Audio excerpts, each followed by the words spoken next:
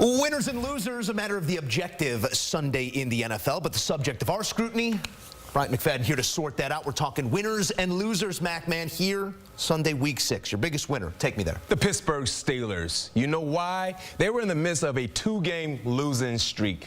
Offensively, a bit stagnant. Defense was showing some holes, but guess what? They needed a win in the worst way, and they got one today out in Viva Las Vegas. The reason why they're my biggest winner outside of that, getting out of that losing streak, offensively, we finally saw some juice. Guess what? They put up 30-plus points, the first time doing so this season. Not to mention another impressive ball game for Justin Fields, 2 rushing touchdowns, defensively made plays. This was a huge game when you look at the Pittsburgh Steelers dominating in all 3 phases of the ball game, offensively, defensively, and special teams-wise as well. You can go ahead and silence all the potential quarterback controversy. It is Justin Fields' job moving forward until I see otherwise. Right now, he's growing in the offense. This was a bright spot. Let's see, can they continue to build with this momentum? But scoring 30 points might not be a big deal for other NFL offenses. But for the Pittsburgh Steelers, based on what we've seen so far this season, it is a big deal. Gave their fans on hand something to look at. That was Pitts Vegas, the way the terrible towels were working. I saw you going to work in Vegas. You better believe it. Last Super Bowl. The duck at Tao. If you ever just send it over. Phenomenal. It's his favorite. Yeah.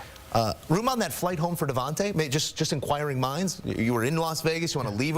I mean, is this a team looking to add? No question. Why not? Yeah. I think you still need to get better. You need to still add some pieces. And yes, you talked about Devontae Adams. Just whispering. You were just out in Vegas. Devontae plays for the Raiders currently. I would love to see Devontae fly home with the Pittsburgh Steelers if that's a possibility. But until then, let's continue to build the players that are currently in the locker room. That would be a big win on top of a big win here. Your biggest winner, those Pittsburgh Steelers, to no surprise. Your biggest loser, who fell short? Because there were a number of performances here. Facts. As we outlined at the top of the show. It's been such a snug season. There were some blowouts on Sunday. There were some blowouts on a day where Jerry Jones celebrated his 82nd birthday. You got it. Shouts out to Jerry Jones, by the way. That's a huge, significant goal, turning 82 years old. Sign me up. But his team, the Dallas Cowboys, the organization he owns, did not give him a gift at all.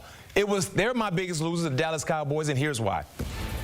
You got blown out at home, 47-9, in a game where you showed no pulse, no energy, nothing at all. Get this, Detroit, as a team, ran for 184 yards. Jared Goff threw for 315, 3 passing touchdowns. Dallas, this was the worst loss since in the Jerry Jones era of owning the team. At home. At home. In a year where the offseason conversations were, we're all in. This is our year. I guess everyone else felt otherwise based on what we've seen in the 3 home games for the Dallas Cowboys up until this point in the season. We heard Jerry speak after the game. Did this look like a man resigned to the fate of his team? He talked about getting young guys experience, about getting guys coached up. Like, it didn't seem like the same Jerry of old who said, everybody's being analyzed, everybody's being assessed, and nobody's safe. I think he's tired. Yeah. I think he's tired for the 3rd straight home game.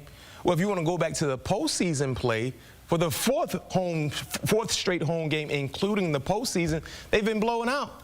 The defense can't stop the run. Get this, in the last 3 home games, adding today's matchup in the regular season, they allowed 190 yards to the New Orleans Saints, 274 yards to the Baltimore Ravens, and today I gave you the stat, 184 yards to the Detroit Lions. So at home, the defense, they're not playing with any significant urgency. Yeah. They're not tackling well, and Dak Prescott is looking like a shell of himself based on what we saw last year. They only have 1 pass catcher in CeeDee Lamb. They can't run the football. They have a lot of holes going on with their team right now. Down 2 big pieces on that defense, but not the only team touched by injury-based. Well, they had those 2 pieces against the Saints and against Baltimore. It didn't help. Been a tough season for the Cowboys as we take a look at some numbers, how bad it has been. Largest home losses since Jerry bought the team in '89. A new depth found here on Sunday. A 38-point loss. The worst under that man's watchful eye. Time to talk a little That's My Guy as we continue to add to our annual rosters, the TMG rosters, which we're gonna audit. We're gonna take a look at, see where we are at. But Mac, got to add one to your list.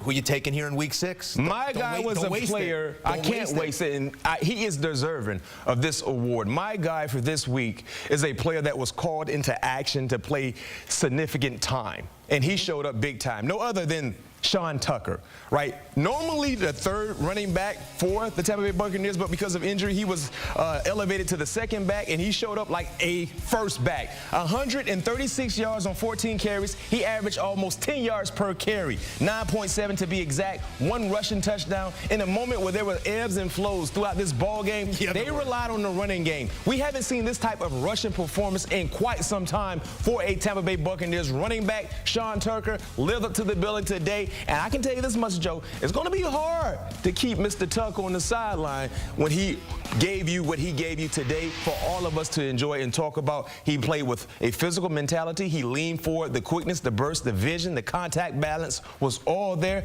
Shouts out to Sean Tucker. He is my guy for this week. A fan of toting the rock, apparently not a fan of picture day in the NFL, Mr. Tucker, who showed up and showed out, and he is now your guy. Yeah. I said don't waste it because you know what's coming. I didn't waste it. What do you have? Your guy? Yeah. It's my guy. TJ Watt joining the Joe Musso That's My Guy roster on this day. Mac, I don't know how you let me get this one. You know what? I didn't want to be biased. I don't know how you let me. You could be biased. Best defensive player in the world.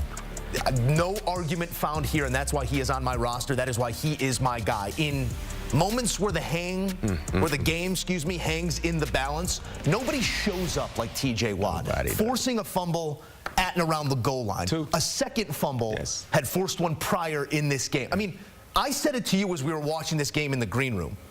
He is their quarterback. He shortens the field. He is the man who gets walked up to by Evan Washburn post-game and gets asked the question. He's 2 days removed from a birthday. He is my guy, TJ Watt. And now I want to leave the floor open for you, Mac, here, because I know this is dirty work here. Because I could have left him out there. It's week 6.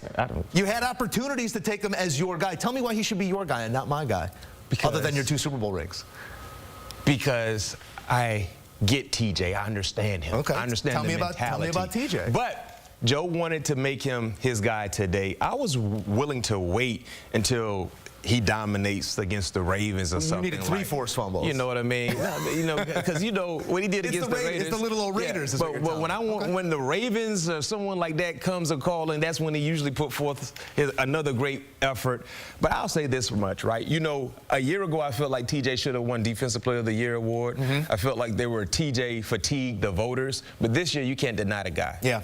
And he talked about this, Joe. He said because of the attention he's receiving as a pass rusher, he's getting chipped, he's getting doubled, the line is sliding his way. He said, I have to find other ways to make an impact in the ball game. So guess what I go do? I go searching for footballs, finding ways to punch footballs out to create turnovers. And both forced fumbles were super significant. Certainly. Especially the second one where they were on the cusp of scoring a touchdown. At that time, the score was 22-7.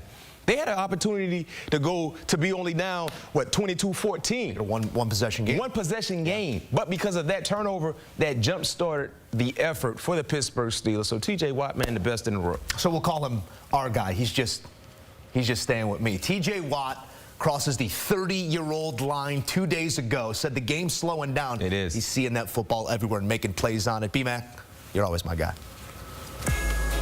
Don't forget, each and every week, 24/7, 365. We cover this league you love like nobody else. It's the NFL on CBS, and we carry it here on CBS Sports HQ. News, highlights, scores, it's all here, always.